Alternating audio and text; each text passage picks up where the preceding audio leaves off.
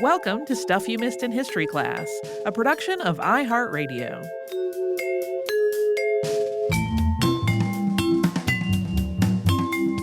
Hello and happy Friday. I'm Holly Fry. And I'm Tracy V. Wilson.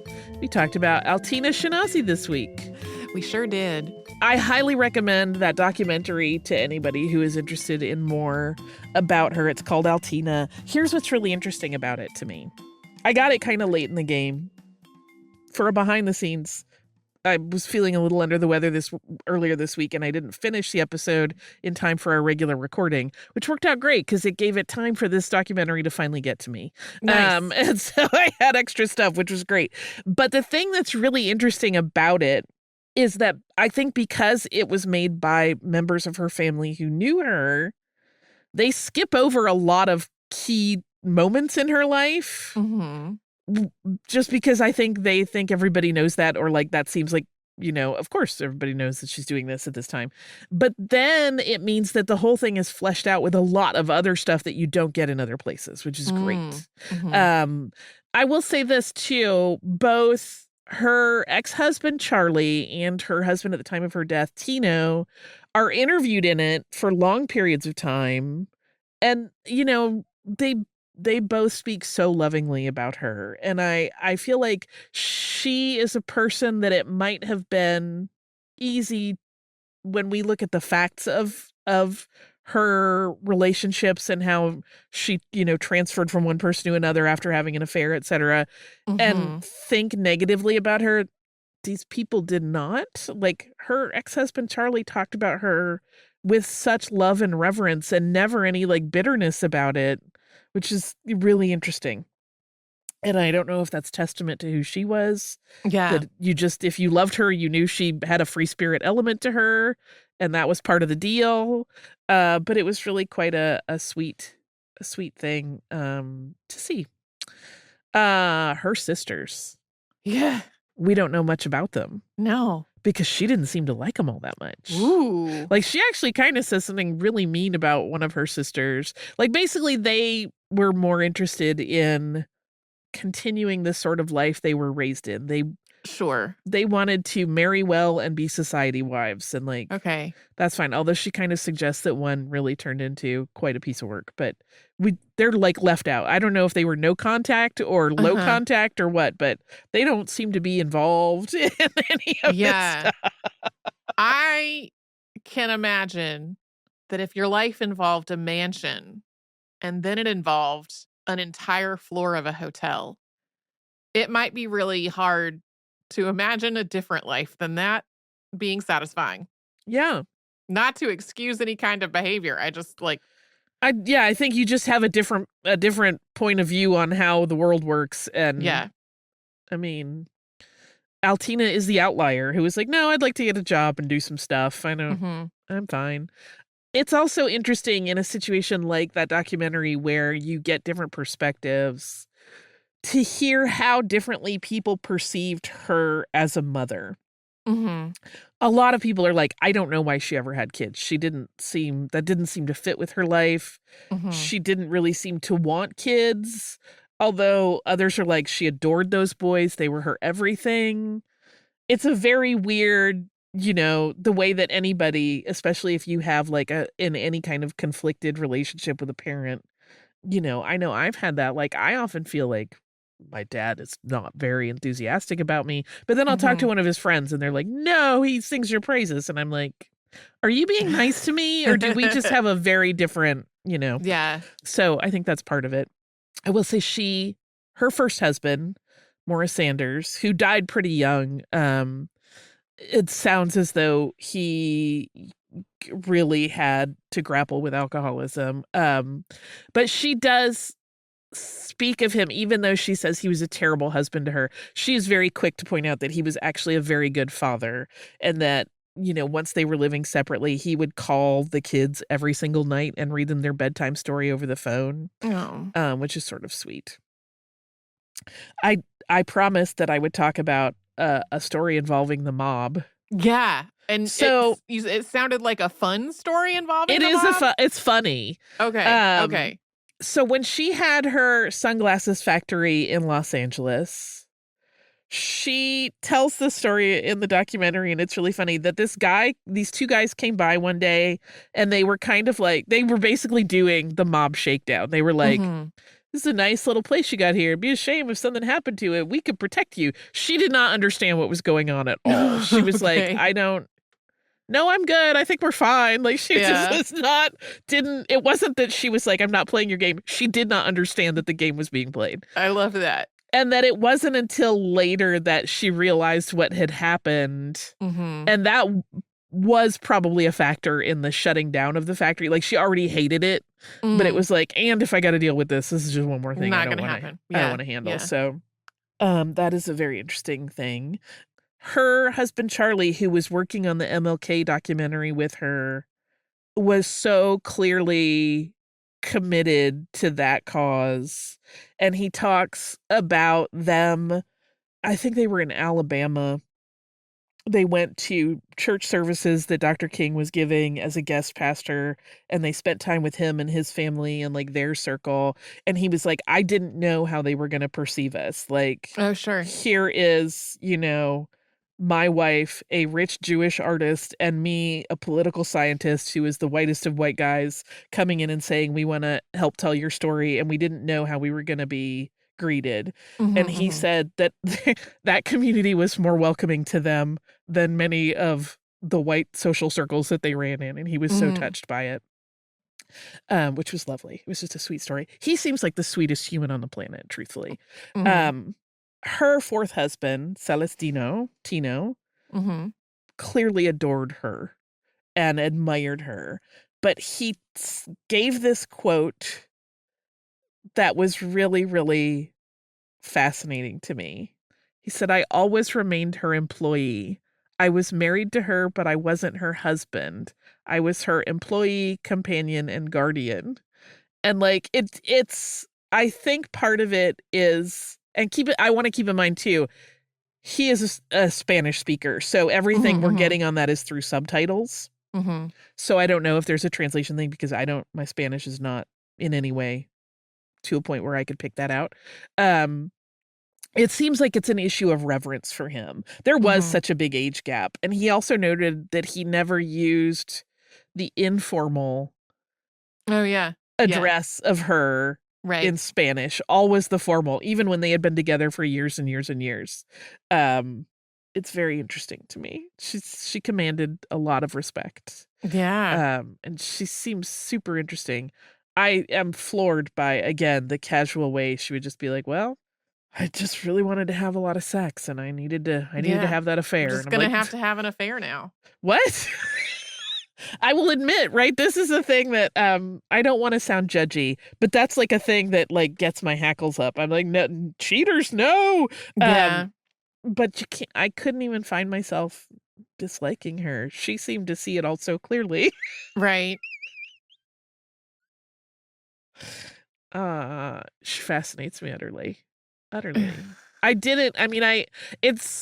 never knew about all of her activism because it doesn't come up in the little, like, she invented the cat eye glasses. Yeah. It makes her sound like a cool, artsy little kind of, a chick on the art scene in the 30s of New York. Like, oh, how quaint. And it's like, no, she did a lot of very risky stuff politically throughout her life. Like the fact that she signed 13 affidavits for people and was basically like, if they do something wrong, that's on me and that's fine. We got to get them out of Europe. Very, very bold. The New York Times ad saying that the war was wrong, very bold. As we discussed in those episodes and in that behind the scenes. That was a divisive time in the country where people really were tooth and nail over the issue of the war. Yeah. So for her and her husband to take such a strong stance on it in writing was a lot. She just seemed very, she was confident in her convictions, which I have to admire, even if she wasn't maybe always great about treating other people with respect when it came to who she wanted to have an affair with. Right. I, of course, cannot imagine having a prolonged affair with my best friend's spouse. I mean, I can't imagine having a prolonged affair, full stop. But I Yeah. really cannot imagine having a prolonged affair and then having social outings with that person's spouse as though everything was fine. Right. Right. And I have to wonder, like, did the wife? Surely she must have picked up on it. I kind of, part of me is like, if she had lived in a time with different mores around sex and relationships, but at the same time, she lived through the 70s. Right. We're not talking about someone who lived at a time when things, I mean, part of her life more restrained than maybe now, but like I can imagine a world in which she was just like openly polyamorous and Yeah. it did not feel like a series of affairs that then ended marriages and started new ones. Yeah, I mean, here's what becomes really intriguing to me, right? All of this behavior and all of the risky things she did were definitely possible because she lived a life of extraordinary privilege, right? For sure. If everybody turned on her because of her political opinion, I don't think she would have cared. She would have been fine. She's like, great, I got money. I'm going to hang out in my house and make art. Cool.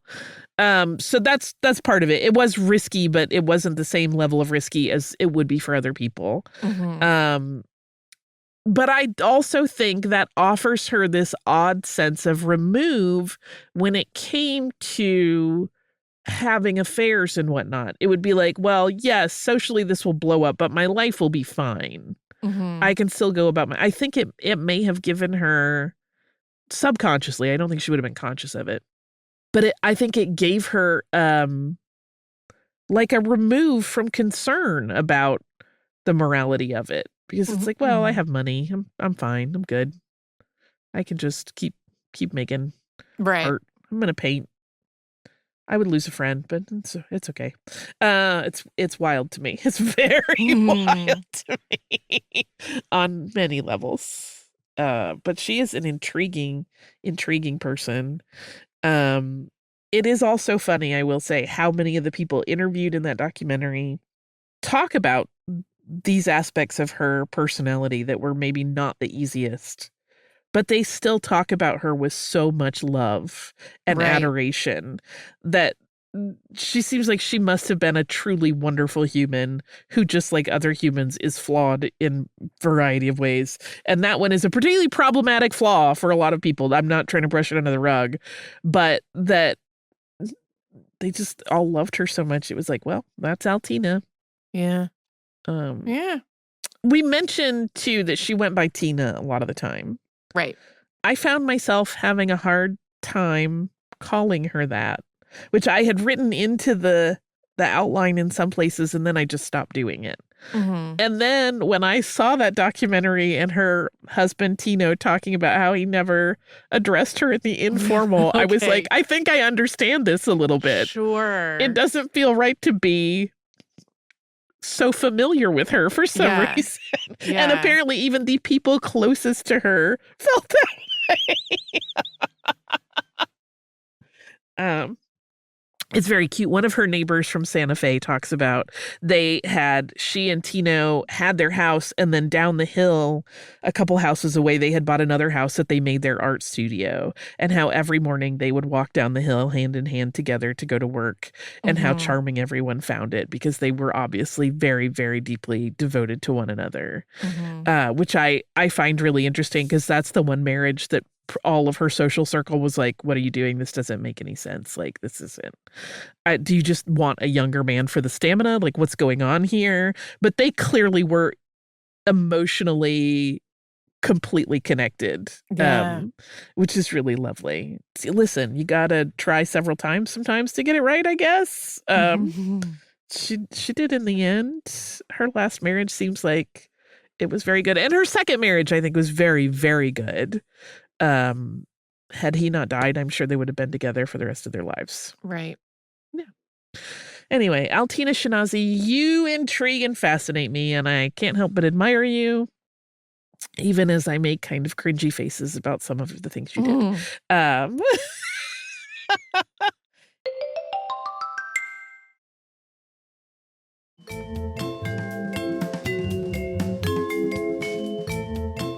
We talked about the Boston Floating Hospital this week. We did. So my little trip to just look at the Boston molasses flood plaque. I don't remember if I've told this story on the show before. But there's 2 plaques now. The initial one was not a very big plaque. It was a small green plaque that used to be affixed to a stone wall that was in kind of a green space area. That space has been redone. There's, I think, a baseball field there. There's bocce courts there. Now, that sign, it's still on the block from the stone wall, but the wall is gone. So instead of it was a low wall. So it was kind of like calf height before. Uh-huh. And now it's like just the one block from the wall down at ground level. So I walked around for a period of time. Like, I had the spot marked on Google Maps or whatever, but I was like, where is it though? And when I finally found it, I was like, oh, I see why this was so difficult for me to find. The other sign is a newer sign, and it is one of a series of signs that has been put up by the Friends of the Boston Harbor Walk. And the Friends of the Boston Harbor Walk sign about the floating hospital is what inspired this. That is also where I read the quote about where they went and stopping by the lighthouse for the lighthouse keeper to play the foghorn at them. So sweet. It was very sweet.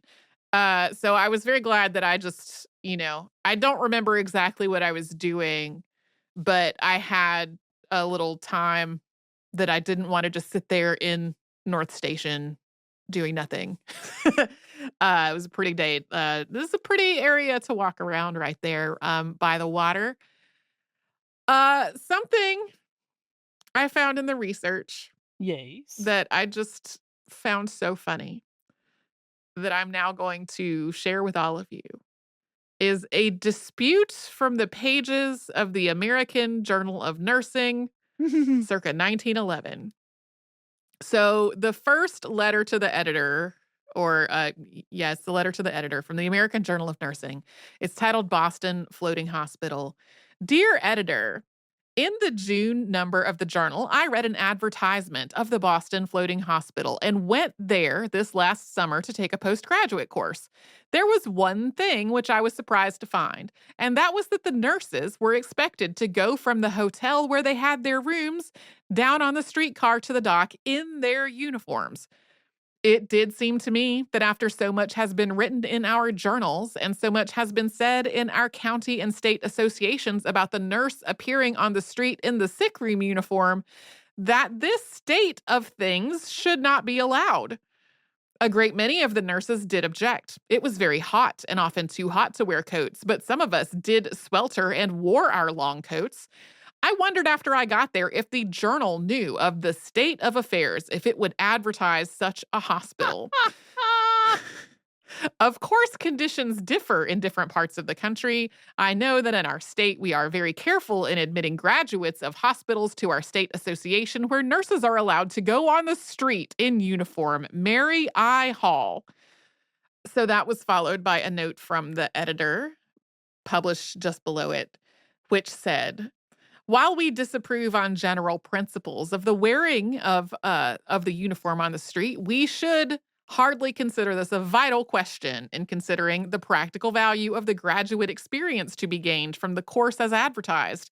We have yet to hear of a hospital or training school anywhere in the world where everything is above criticism, but it would seem a simple matter and an improvement to set apart a stateroom where street costumes could be exchanged for uniforms. Editor. So, a couple months later, the following ran in the American Journal of Nursing, titled, A Reply from the Boston Floating Hospital. Bum, bum, bum. I was very much surprised to read Miss Hall's letter published in the January Journal. In the first place, it is not compulsory for the nurses to wear their uniforms on the streetcars, but it is allowed so that their hours will not be any longer than possible, as conditions are such that it is necessary for us to travel over a good part of the city to get a place where the nurse can live comfortably. Personally, I object very much to a uniform being worn on the street, and so have former superintendents. The rules for uniforms on the wards are: skirts must be at least 3 inches from the floor, sleeves turned back to the elbows, and an over apron covering the entire dress, and never worn outside of the wards. Miss Hall failed to mention these things, which surely looks as though she was trying to misrepresent a hospital which granted her a diploma, which she seemed quite anxious to secure. Very truly yours, Sarah A. Egan, RN, Superintendent of Nurses. I found that whole exchange so catty and hilarious. I love it. I love it. I took pictures of it with my phone on the screen of my computer and put it in my group chat. Yeah, it's a good one.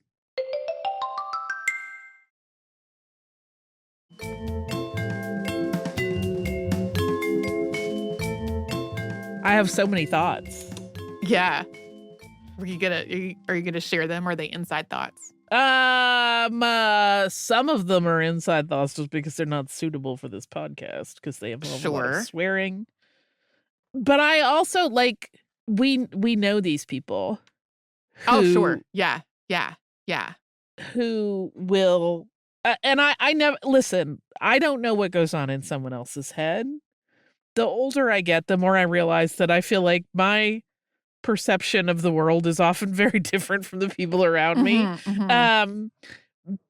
So I never know if this is a case where someone purposefully is omitting something, or if they got some idea in their head that was wrong and never sought any more information to see if that was accurate or not. But it does, I mean, we know those people that just want to be upset about a thing. Yeah. And so they will run with whatever variation of the facts supports their state of upsetness. And just kind of put the pedal to the metal on that. And that is the situation, the end, closed case.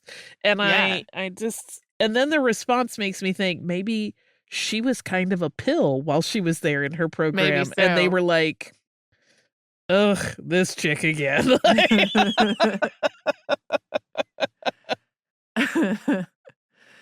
Yeah, I found it all hilarious. There is a book about the Boston Floating Hospital. It is called The Boston Floating Hospital: How a Boston Harbor Barge Changed the Course of Pediatric Medicine. It's a little more than 10 years old now, I think. Living in the Boston area, I was able to go check a copy of it out from the library. And it is a nice little book. It's not particularly long. It has lots of detail that we really didn't get into here. Some of it was just we didn't need a bunch of specific details about specific seasons of the different years that the ship went out. A couple of things, or one thing in particular, kind of struck me that I thought about talking about, and I didn't. And that is that we said that this was a very popular charity, understandably, a hospital that's helping save sick babies. Yeah, who doesn't want to donate to that? It's very charming. But in 1895, so early in the history of the Boston Floating Hospital, some people apparently came to the hospital and they suggested staging a production of Cinderella to benefit the hospital. They did do the play, but then they absconded with the money and did not actually give it to the hospital. Yeah. What jerks? Listen, I'm not necessarily an afterlife believer, but if there is one, I hope they went to the worst version. They literally stole from a sick children's charity. Yeah. Ghastly. Yeah. I also, the book was sort of the last thing that I looked at in many things of looking at. for this episode. And so there are some things where I'm sure like I was not being the absolute most attentive. And I am not fully clear on when exactly Rufus Toby was no longer part of the hospital, because like he was listed in reports from the hospital with titles like chairman or Right. chairman of the board and things like that for a period of years. And then he's not listed anymore. But as far as I know, he was still living. And I don't really know what the story is there. Huh. And whether there is a story, whether it was, just sort of the natural progression of going from a ship where they were doing medical care, but also a big focus was we're getting into the fresh air and away from the heat and the pollution, to being a hospital with, pathology labs and a pharmacy and a medical staff and research going on. And like whether having a minister with obviously heart in the right place, but no medical experience, like didn't make sense to be in that role anymore. And I don't really know. And Or maybe he just got to retirement age. I mean, maybe so. And I got to the point where I said we should record this episode now and stopped trying to dig up the answer. sometimes you have to do that. You often get my outlines in the dead of night because there's always part of me that's like, I got to look up that other thing and I got to find that one last. I just want to make sure that, I still can't find it. And eventually I have to be like, I'm going to bed. Yeah. Yeah. So that is my periodic installment of a Save Some Baby story, as every single day brings multiple new alarming, upsetting things, some of which just make me want to throw up. Yep. So spending some time about babies on a boat, a little bit of a comfort in this moment. Whatever is happening on your weekends, I hope you have some comfort in this moment. Whatever is your version of a story about saving babies, I hope you have some of that in your life right now. We will be back with a Saturday Classic tomorrow and something brand new on Monday.